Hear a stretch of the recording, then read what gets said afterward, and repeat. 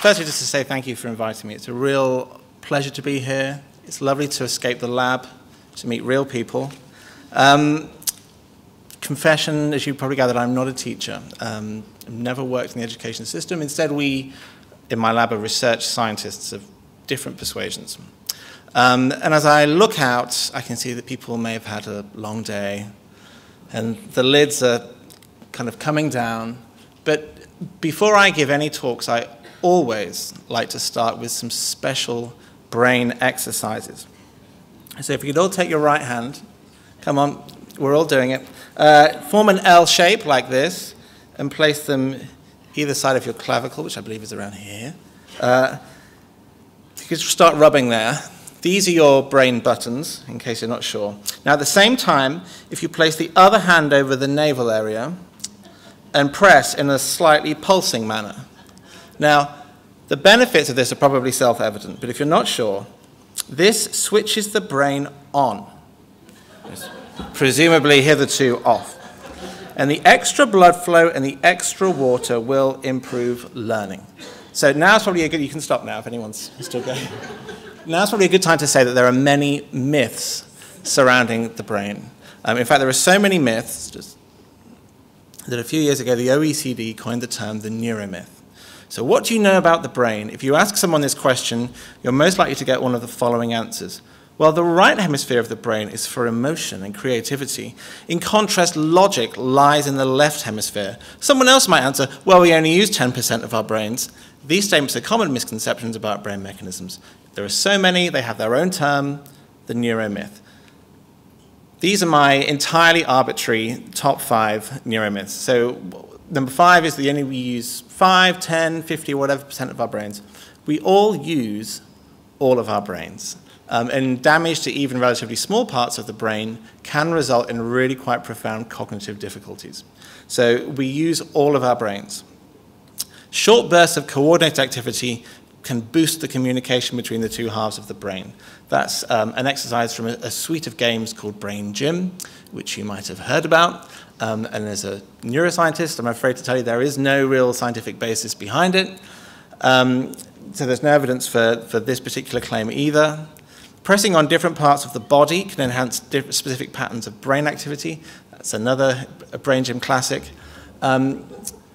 Professor Sir Colin Blakemore, who's a very famous neuroscientist, once said the idea that this works is like suggesting that you can adjust the central heating by rubbing the walls. Because there are pipes back there somewhere. 2, individuals' brains are predisposed to learn in different ways and will learn best when information is delivered in their preferred style. So learning styles. That's really popular.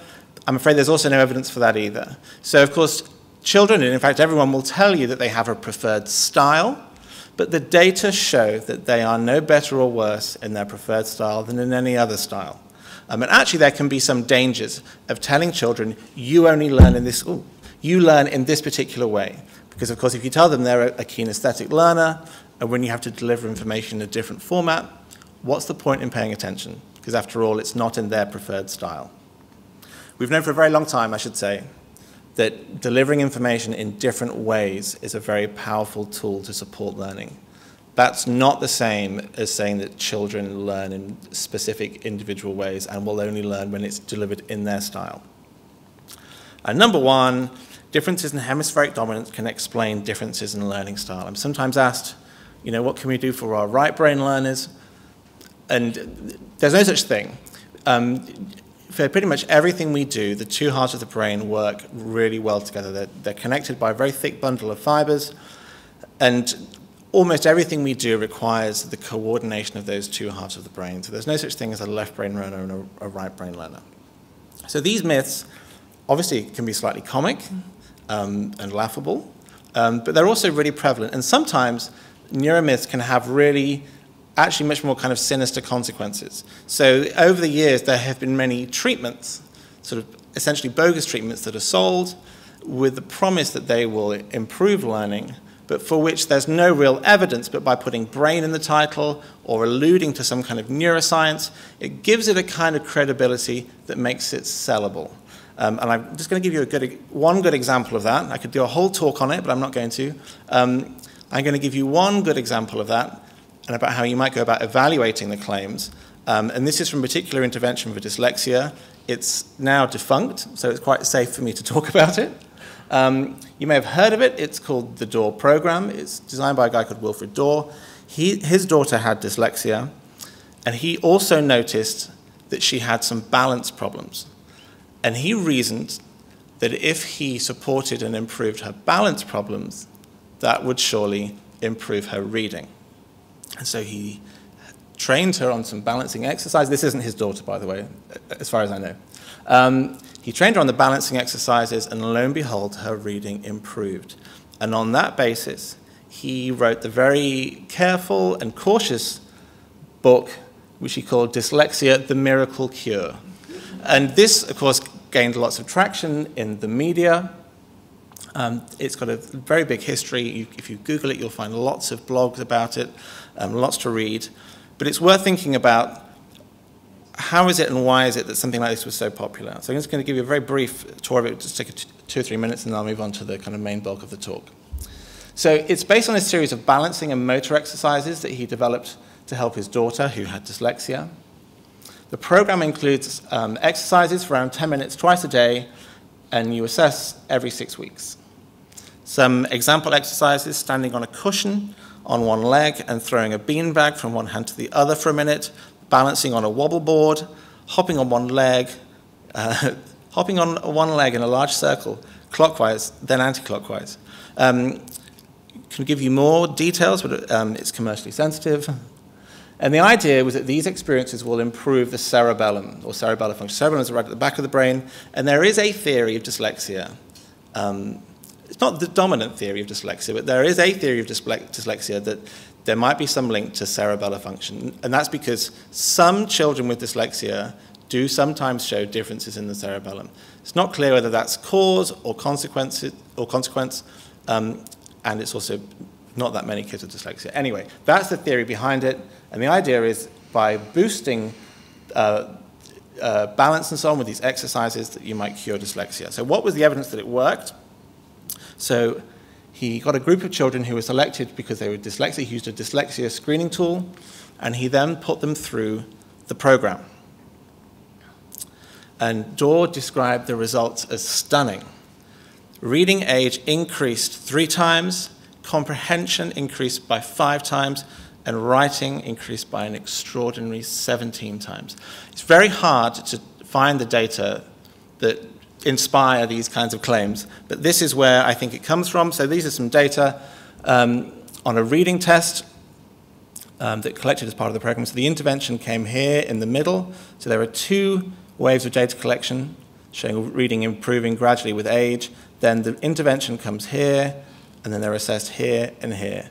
And now if you see this pink bar here, that is roughly 1/3 the size of that orange bar there. And that, I think, is where the claim for reading age increase 3-fold comes from. Now, I see some furrowed brows. I don't really understand that myself, but that's the claim. Now, the data were published in 2 papers. When the papers were published, the board of the journal resigned. Half of them went at the first one, and more followed secondly. But it's worth thinking about why might that effect have taken place. Well, there could be a practice effect, so the children are repeating this assessment multiple times. They're, of course, getting older, so you can see age in months as they're getting older. And it could also be something called regression to the mean, which is some of you may have heard of before, but it's a really crucial thing to understand when evaluating these kinds of trials. So the obvious thing you might all be thinking, but well, what about the control group? Surely there was a control group. And there was. So if we look at data from the screening tool, you find that the intervention kids get better, so their kind of dyslexia score drops, but so does the control group. In fact, by a remarkably similar amount. And actually, that screening tool even includes things like bead threading and posture, which were part of the training as well. If you sift through the data, then it's quite hard to find something that might support the claim that the intervention is effective. And the only thing that you can really find, gosh, it's so hard to read, I will read it to you, is this top thing here. So you've got the controls on the left, sorry, on the right, lefts and rights. The treated kids here, the kids who went through this program. And what you can see is that there's a difference possibly in the kids who were treated, but not in the controls. But the eagle-eyed amongst you will have realized the only reason there's a difference in the kids in the intervention group is because they were worse to start with. So the two groups are not matched before the intervention begins. Now, why is that really important? Well, it's really important because there's this thing called regression to the mean, right? So if I did an assessment of some kind on everybody in this room, let's say it's a reading assessment, and I chose the bottom 10%. So let's imagine that you're the bottom 10%. Now, some of you will have scored poorly because of a genuine reading problem. But there'll also be lots of noise in the measurement. Someone's having a bad day, someone's distracted by their friend, someone doesn't quite understand what the assessment's all about. There'll be lots of noise. Now, if I were to come back another day and test you all again, and then see how the bottom 10% from last time did, it will look, on average, like they've got remarkably better. They've moved, and that's because all of that random noise is reallocated randomly across the whole group. So the chances of that 10% having most of the random noise again is really, really slim. And so it will look like they've become a lot more like the group average. And thus, it will give the appearance of an improvement. But really, it's just a kind of dull statistical artifact of what happens when you test lots of people, choose an extreme end of the distribution, like you've done here, and then test them all again. The extreme end will always look like they've made lots of progress. And that's a major problem in these kinds of trials. And there's a really nice quote from Campbell and Kenny. It says, social scientists incorrectly estimate the effect of ameliorative interventions, and snake oil peddlers earn a healthy living, all because our intuition fails when trying to comprehend regression towards the mean. So I've just given you one example of an intervention, but this is, I'm afraid, a very common pattern. Lots of the information I've given you can be found in much better detail in a series of slides from Dorothy Bishop, and you can also find some really great material on it on Ben Goldacre's Bad Science website. So you might think, well, we're done with DAW, it's no longer running, thank goodness. Surely we're done with this kind of thing. And I'm afraid the answer is no. There's nothing new under the sun. There are always new interventions that work on using this kind of model. So there's a new one called STEP for Literacy, or STEP Literacy. And again, it's very hard to find the evidence for the claims, to find good quality randomized controlled trials to test the efficacy. And this is a transcript from the Scottish Parliament where a member of the Scottish Parliament tabled a motion essentially to endorse the product as basically being highly effective and that should be rolled out across schools in Scotland. So it kind of keeps happening. Why are these kinds of treatments so popular? Well, firstly, I think it's because families and children are very vulnerable. If you tell a parent that their child has a difficulty, they not unreasonably want to know what the treatment or what the support might be. Now, this is a nice excerpt from Dawes' book, where he justifies the cost, which is £1,500 to £2,000 per child. Surely it's a price worth paying in the attempt to transform the life of your child so that they are able to enjoy school, to develop social skills, to develop good sporting skills, and to have good prospects in life. What loving parent wouldn't pay? There's no regulation for education interventions, and there's great demand from families. And of course, that creates a really fertile ground where these kinds of ideas can gain traction. Policymakers, for example MPs, often don't have the kind of scientific literacy that's needed to critically evaluate these kinds of treatments before they endorse them. And that's kind of on us, really, as scientists, to do a better job of working with policymakers to make sure that they do have that training. And I also think that it's kind of because of widespread misunderstanding about the nature of diagnoses of developmental disorders or learning difficulties. And that really is sort of the backdrop for our work. And I'm very glad that Sue has kind of trailed it. So how is it that you go about studying children that have a developmental disorder or a learning difficulty? Well, there's a very common model which most research in the field takes, and this is it. So you choose a diagnostic group of interest. Maybe it's children with dyslexia, maybe it's children with ADHD, You then find yourself some matched control children. You might match them on IQ, some other cognitive measure, socioeconomic status, gender, age, and then you compare the two groups. You might compare them on some special cognitive task that you've designed. You might put them in a brain scanner. This isn't real. I just colored this in on Photoshop. But to give you the idea that the whole logic here is the kind of hunt for the core deficit, the hunt for the thing that defines our group and not the controls. Anyone who's got medical training will instantly recognize this as a case control design. It's the classic. And we have used it lots in our lab, and it's been used very widely in the literature, but we and others have started to wonder whether there are some problems with relying solely on this approach for studying disorders. What are the problems? Well, one is that these diagnostic groups lack specificity. There's massive heterogeneity even within diagnostic groups. So if you get 2 kids with ADHD or 2 kids with dyslexia, there's nothing to say that beyond a relatively surface set of symptoms, they will have a particularly common profile. So they might have the same label, but they might be radically different from each other.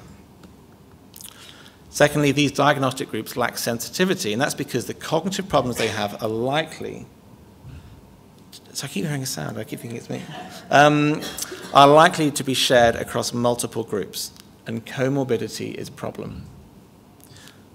We often say that comorbidity in developmental disorders is the rule and not the exception. If the child meets diagnostic criteria for one thing, they will probably meet it for multiple other things at the same time. So, for example, kids who have dyslexia are also much more likely to have problems with inattention. Kids who have a diagnosis of ADHD are also much more likely to have reading problems. These things often co-occur. Now, that's obviously a real challenge for us as researchers. You know, we're making these groups of kids to compare, but the kids we're grouping together might not have very much in common with each other. And actually, different groups of kids might have a lot more in common with each other than we realize. But I'd like to suggest that it's not just a problem for us as scientists in the lab, it's also a problem in the real world. And that's because the interventions that we deliver and that we look for and we're trying to design are largely pitched at the level of diagnostic labels. But if the labels don't do a good job of capturing a child's cognitive difficulties, then the chances are the intervention might not be effective or valid. We tried to design a study that runs differently. And so rather than recruiting children using a kind of exclusion criteria approach, we opened a center that we call the Center for Attention, Learning and Memory, or CALM. Anyone who spent any time in the clinic, the center realized that the acronym was kind of ironic. The sessions were anything but calm. And we recruited children from the people who spend time with the children themselves. So we asked speech and language therapists, SENCOs, pediatricians, specialist teachers, ADHD nurses, ed psychs, clin psychs, occupational therapists, and many others to refer as the children that they thought had or were struggling learners. Regardless of whether they have a diagnosis or multiple diagnoses or no diagnoses, we want them to refer us the children that come into their focus as professionals. All the kids came to visit us, and whilst they were with us, they would do 3 to 4 hours worth of assessments with lots of breaks. They'd basically come and spend the day at the unit. And in addition to the assessments, we did have quite a lot of fun along the way. So these are some of the families visiting for one of our family fun days.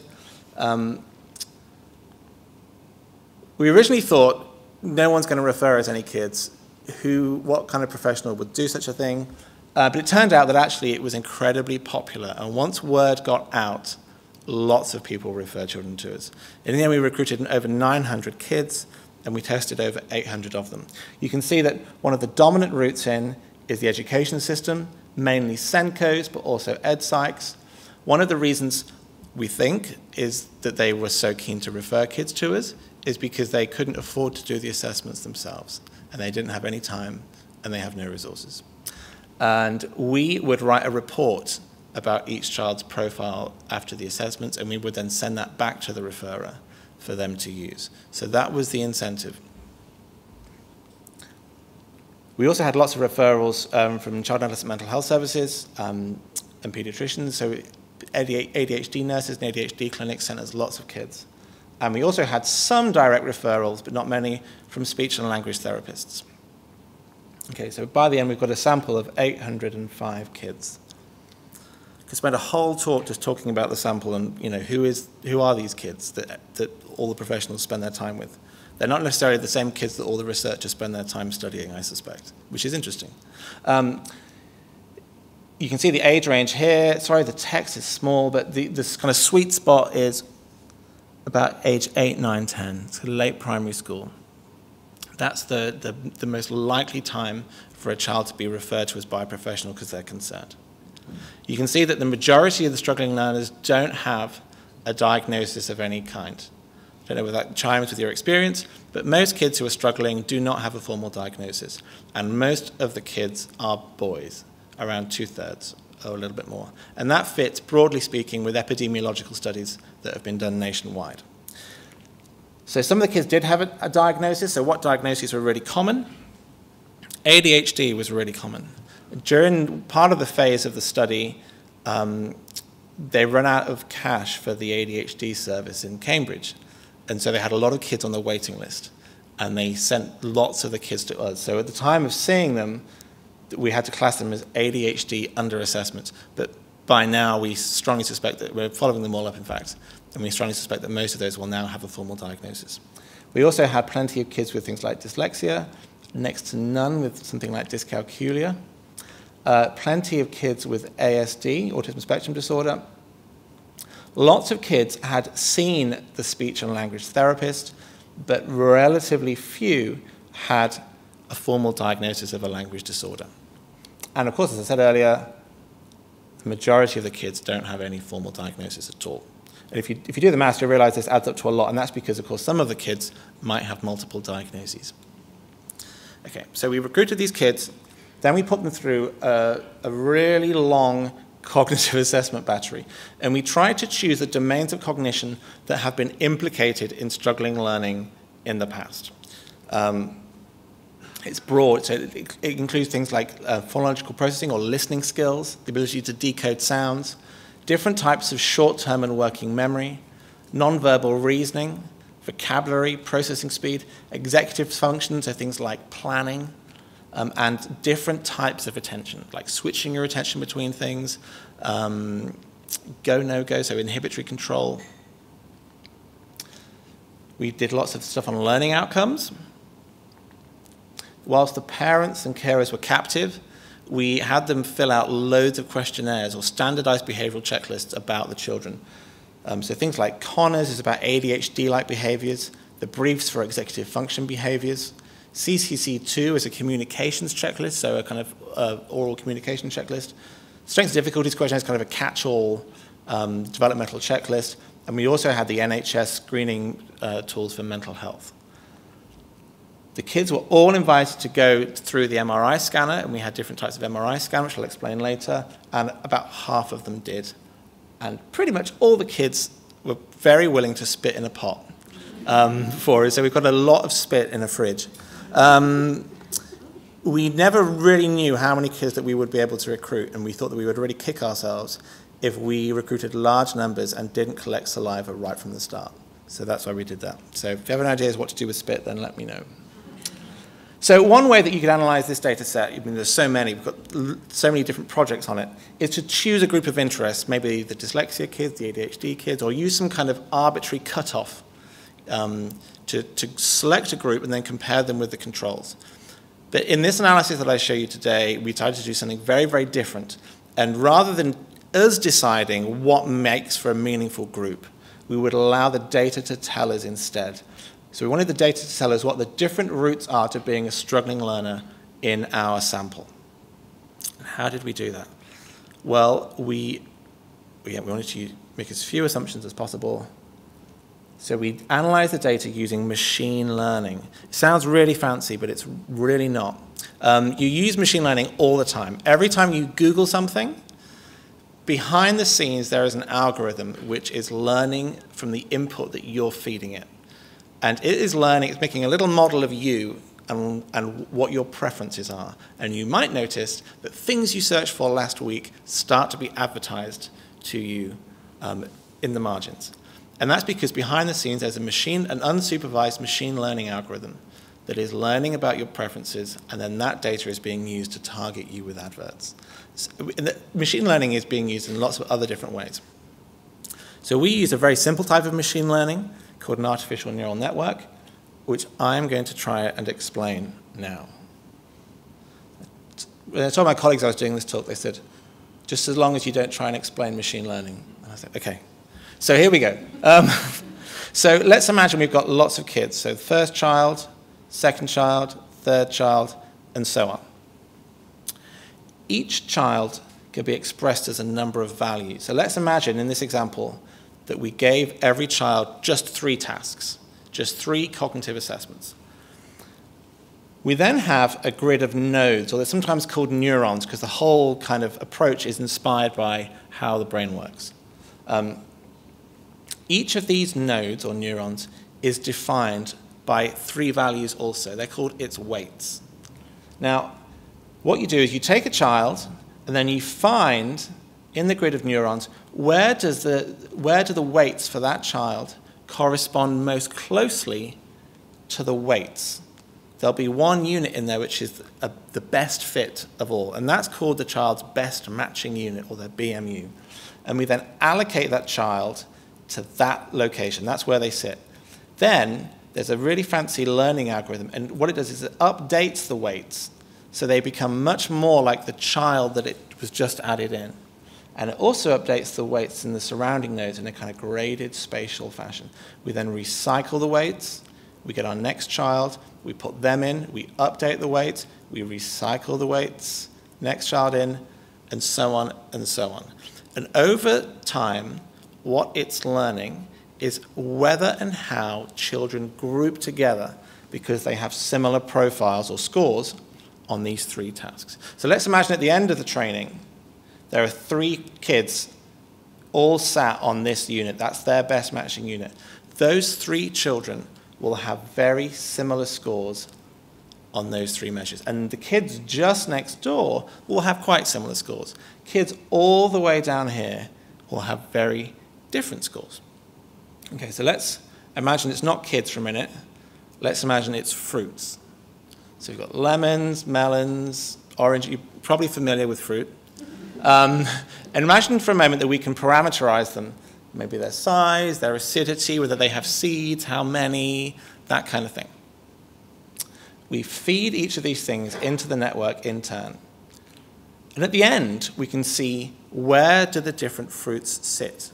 Now, what you can see is that the learning has learned something very sensible. It's learned, for instance, that limes and lemons have different labels, but they're very similar to each other. They have very similar properties on our measures. These things, whatever they may be, they're all similar size, similar seeds, and so on. And of course, we know that they're all berries. And it's also learned that there's a thing called melons. And there are lots of different varieties, but they all have very similar properties. So what it's learned over time is that there are these different categories. In this case, it's kind of berries, citrus, and melons, and so on.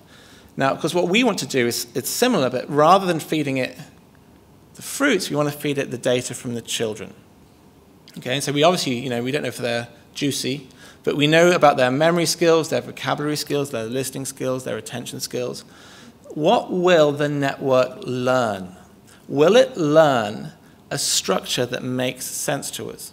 Will it learn that children who have the label of ADHD all have similar profiles to each other? Will it learn that the kids with dyslexia all have similar profiles, and so on? Or will it learn a kind of structure that we hadn't anticipated? You can probably guess where this is going. Okay, so one way of looking and exploring what the network has learned is to plot where the children sit. So this is a plot of all kids at once. And then if I were just to break down the kids by the reason for which they were referred to the center. Now, if the reason for which they were referred corresponds to the kind of profile a child has, then they should sit together in the network. If the reason they were referred has nothing or no bearing on the actual cognitive profile of the child, they should be scattered randomly throughout the network. And what you can hopefully see is that these all look pretty random, and indeed, statistically speaking, they are.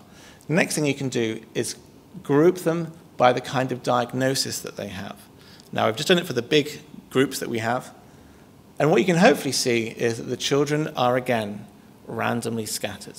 And that tells you that the referral reason or the diagnosis that the child has is not a good predictor of their cognitive difficulties. Now, to some people, when I say that, it's kind of like heresy. To some people, they just go, well, what did you expect? Of course, anyone who spends any time with these kids will know that two kids who both have ADHD might have totally different cognitive profiles. So the next question to start thinking about is, well, what has the machine learning learned? It's learned that diagnosis doesn't tell you about profile. It's learned that the referral reason doesn't really tell you about profile either. So what has it learned? There are lots of ways of exploring that. One really simple way is to just carve the map into different chunks and say, what do all the kids over here look like? What do all the kids over here look like, and so on. And when you do that, you can look at the profiles of those different groups of children. You can see that the edges are really fuzzy, and that's because there's no real hard border. But it's helpful to think of these as a way of simplifying what the network has learned. So there's a group of kids. I'm just showing you on a subset of the tasks, a group of kids who struggle with pretty much every task that we gave them. They have relatively widespread and quite severe cognitive problems. So 0 here would correspond to age-appropriate scores for that child. So we have age norms for all of our tests, so we know what is typical for a child of that age. And so a group of kids have basically broad and quite severe impairments. They're more than a standard deviation below what we would expect on pretty much everything. There are a group of kids who seem to really struggle with things that have to do with spatial reasoning or working memory. Working memory is the ability to hold in mind and use small amounts of information for brief periods of time. It's kind of like an online processing measure. And the group of kids seem to really struggle with that. There's a group of kids who, despite having been referred to as being a struggling learner, as far as we can tell, their cognitive profile is entirely what you would expect for a child of their age. So that's an interesting thing in itself. And there's a group of kids who seem to struggle with things like vocabulary, alliteration, which is a phonological decoding task, a listening skills task, forwards digit span. They have to listen to digits and then repeat them back, and backwards digit span. They have to listen to digits and then repeat them back in backwards order. Those kids seem to struggle with anything that has a kind of phonological code and that requires listening skills. So broadly speaking, what it learns is that within the sample, there are 4 broad profiles. There's widespread impairments or difficulties, more spatial, executive, or working memory problems, bizarrely, entirely age-appropriate scores, and kids that seem to have listening problems. One thing you can then do is start thinking, well, do those differences generalize to other fresh data that the machine learning wasn't privy to? So does it generalize to new data about those kids? We've got this massive data set. So we can start asking those questions. So for example, we didn't tell it anything about these kids' reading, spelling, and math scores. But we can now explore whether these different profiles have any kinds of consequences for these kinds of educational attainment skills. Kids with widespread difficulties have really severe problems across the board in terms of learning. That may be unsurprising. They're around the bottom 5% of where you'd expect them to be for their age. Kids with poor working memory are better, but they're still struggling. What about kids with age-appropriate cognitive performance? So they've been referred to us because they're described as a struggling learner, but the cognition tells us that they're not, or at least that they don't have a cognitive difficulty. So what about their learning skills? Well, it turns out that they are entirely, pretty much bang on what you'd expect for a child of their age. What about the kids with poor phonological processing? Well, they have a really, really similar profile to these kids here, and that's really surprised us, because what it implies is that these children have very different cognitive profiles, but how they present in the classroom in terms of their learning might be broadly similar, and that, of course, is really challenging. You might start thinking, well, maybe they're just really the same group, and you kind of split them up incorrectly. Well, that's not true, because if you look at other measures that we have, they're really quite different. So, for instance, in the CCC, the communication checklist, it produces a measure of syntax, so how syntax and grammar and how good the children are at knowing and using the structural rules of language when they speak. these two groups of kids, their parents rate them as entirely age-appropriate for their age. Kids with widespread problems, their parents know that those kids have structural language impairments. And the kids who have phonological processing problems, their parents also know that their kids seem to have structural language problems. So they are different. Okay, so quick summary. So we collected a rich data set from a large group of struggling learners. Their difficulties don't correspond well to any diagnoses they had, but within the data, there are, broadly speaking, 4 profiles. Kids with widespread cognitive problems, kids with spatial, short-term, or executive problems, and kids with more age-appropriate cognitive skills, and kids with phonological problems. These groupings correspond closely to educational attainment and communication skills. How long have I got left? Oh, gosh. Risky, okay. Well, we'll do some more brain exercises. Okay, so what about the brain? This is the final section. So in my lab, we're really interested in how the brain develops in a dynamic way, using lots of different measures, and how that links in, or what that can tell us about cognition. Okay, so we tend to think, not necessarily wrongly, that different parts of the brain do different things, and of course that's true. But that we take the logic forward and say, well, therefore, particular learning difficulty results from damage to a different bit of the brain. So it's a little bit like we're sort of taking the model from sort of adult neuropsychology and applying it to developmental disorders. So you probably all know someone, for instance, who's had a stroke. Now, if you have a stroke and the stroke hits the right parts of the left hemisphere, it can result in really quite profound language problems. So we know that when the system is fully developed and it has this kind of modular structure, damage can result in very particular types of difficulty. Now, the problem is that the developing brain doesn't really work like that. But we apply the logic and the methods from the kind of adult literature. Now, I'm not going to tell you who this paper is from because I'm going to kind of critique it. But this is one where they've taken, I think it's somewhere between 15 and 20 kids with a learning problem versus controls, and then they scan them all, and then they use a method that requires them to essentially overlay all of the brains and find the bit that they've all got in common. It's a bit more fancy than that, but that's the basic logic to it.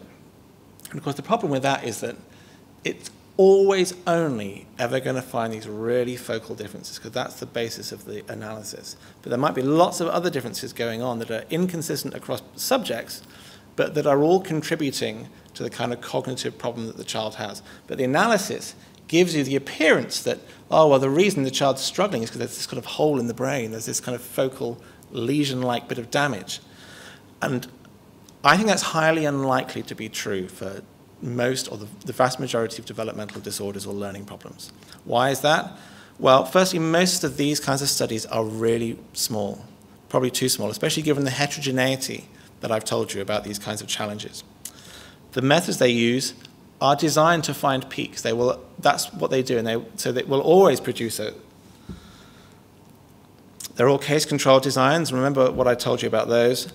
And crucially, they usually don't replicate. So when another lab tries to run the same thing that looks like the same study, they often find a really quite different result. So for instance, if you're really interested in kids with language impairments, you can find pretty much any study to support the idea that different parts of the brain are really crucial for language impairments. That's because the literature on that is so vast and so mixed. I don't have all the answers to those problems, but those are the challenges that we face as a field. So we've, in this analysis, done lots of things with different brain scans. But in this analysis, we're looking particularly at the cortex. So the cortex is the outer 6 mil or so of the brain. And if we were to zoom in to that kind of folded bit, then you can define it in different ways. There are 3 kind of ways that I'm defining it here. So one is the gray matter thickness. So the gray matter is this kind of pink bit here, and you can imagine that this thickness of it might vary across regions of the brain and across kids. Also, the curvature, so the sort of surface area-like measure, the kind of degree of gyrification, might differ across different areas and across different kids. And the depth of the sulci. These things are the sulci, and their depth might vary as well. And so you can use the scans, or some of the scans that we got on our kids from the clinic, to derive whole brain measures of curvature, thickness, and depth. And that's what we did in this particular analysis that I'm going to show you. Okay, so I'm afraid we're going to go back to machine learning very briefly. So you remember that we had this idea that we fed all the cognitive data in to train up, this is my kind of graphic for a neural network, to train up this neural network to represent the kind of multi-dimensional cognitive space that these kids inhabit. But what you can also do is train up networks on these other different characteristics that we know about those kids. We can train up the network on the cortical thickness, the gyrification, and the sulci depth. Why on earth would you do that? Several months in, I did start wondering that myself. But the reason you do that is because what you can then do is see whether, if you knew these different types of information, could you predict the kind of cognitive profile that a child has? And we found out that you could. Right, so how does this plot work? So if the value is 0, it means that our prediction is perfect. And each of these dots corresponds to an individual child. These lines here correspond to how good your prediction would be of a child's cognitive profile purely by chance. Purely if you just fed it rubbish, that's how likely you would be to get it right. And what you can hopefully see is that, well, firstly, some kids we're terrible at. We're absolutely hopeless at predicting their cognitive profile. But lots of kids, we can use the information from their brain scan to make a fairly accurate prediction about their cognitive profile. And the more information you have, so for instance, if you combine all the metrics, you can actually get a very significant prediction of their profile. So yes, you can use structural brain data to make accurate predictions about a child's cognitive profile. That might seem controversial, but I'm hoping that it's not too controversial, because really all it's saying is that the kind of cognitive difficulties that a child has might have something to do with what's going on between their ears. And I hope that's not too controversial an idea. But the really interesting thing was you could then explore the nature of those brain behavior relationships. So remember before we grouped the kids according to their profiles. And I've done that again, so we've got different cognitive profiles. So those kids have relatively homogeneous and common profiles. Now, if they're all predicted by relatively common or homogeneous brain features, then we should expect to see the same kinds of groupings in these plots that you see here. And what you can hopefully see is that it's very scattered again. And that's true for all the groupings. Oh, my animations have gone crazy. There we go. And what it essentially tells us is something quite kind of important, I think. What it's telling us is that the reason you can predict these cognitive profiles isn't because there's some kind of core brain deficit. You know, the working memory bit of the brain is damaged, and that's why their working memory is poor.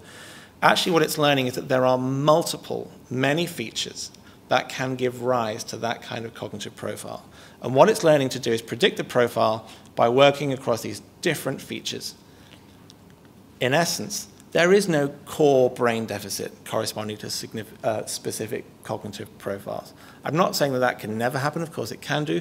But I think for the majority of struggling learners, the idea that, well, the working memory bit's not working or the phonological processing bit's not working is probably a nonsense.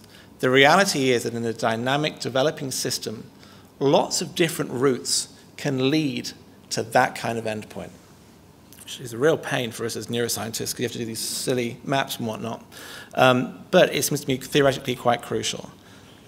And why is that? Well, it's because, as I said, the developing brain is not like an adult brain. So let's imagine a minute another complex interconnected system. So this is an airport network map. So you can see all the airports in the world, well, probably not all, but most of the big ones. You can see the different flight paths that connect them. The size of the disk corresponds to whether that airport plays the role of a hub. So it's got lots of connections. Now you can imagine that if, for instance, something went wrong in Heathrow, that would have massive cascading effects elsewhere on the system.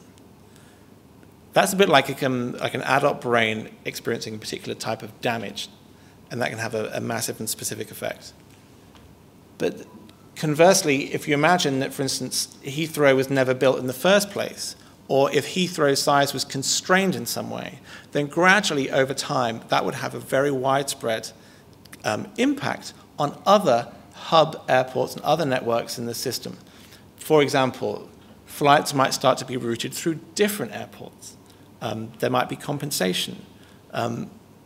Other airports might never develop because they are mainly fed by Heathrow, and if Heathrow doesn't exist, well, then they won't develop. So you start to see that when you think about things evolving or developing over time, differences or damage in one area can easily cascade, or they can be accommodated for elsewhere. And the reality is that that will result in widespread differences in the brain as a system. And actually, you don't meant to take anything from this picture other than that it took us a long time to make it. The brain is also a complex interconnected network like this with hubs and connections. And you can form these kinds of models with the brain, and we do. And then what we've been able to show is that actually it's usually very widespread differences in the brain and how it's organized that corresponds to how children do at school, and not these sorts of focal lesion-like effects like you might expect to find in an adult. Okay, I'm going to finish. So firstly, there are lots of common misconceptions about the brain. Alongside other factors, this can fuel treatments for learning difficulties that have no good evidence base. We recruited a large sample of struggling learners using machine learning. We then identified different profiles of difficulty across children, and these generalize to communication problems and educational attainment. The nature of their cognitive difficulties does not correspond well with any diagnosis or referral reason, and these difficulties can be strongly predicted by brain structure, but there are many routes to having a particular cognitive difficulty. We've published bits and pieces as we've gone. This is probably the best one to read if you wanted to. It's open access, so it's free for anyone to read. And we were asked by the Times Education Supplement to write an editorial to explain the study and what it shows for a lay audience of practitioners. And if you want to read that, then go for it. And I should finish by thanking the people who do all the real work in my lab, and a massive thanks to the CALM team. CALM team is a big team. It's really kind of the brainchild of Sue and Joni, and then we all kind of piled in when we realized it was such a great idea. So thanks to them for starting up, and for all of these people who have helped collect the data. I need to thank the Medical Research Council, who primarily funded this project, but also all the other funders who fund our work. And that is that.